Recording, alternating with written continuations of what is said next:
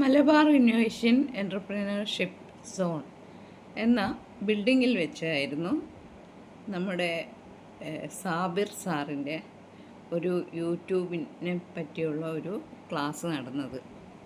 അപ്പോൾ നമ്മൾ ആ ക്ലാസ്സിൽ വെച്ച് ഒരു 10-25 പേർ പങ്കെടുത്തു. വളരെ നല്ല ക്ലാസ്സായിരുന്നു.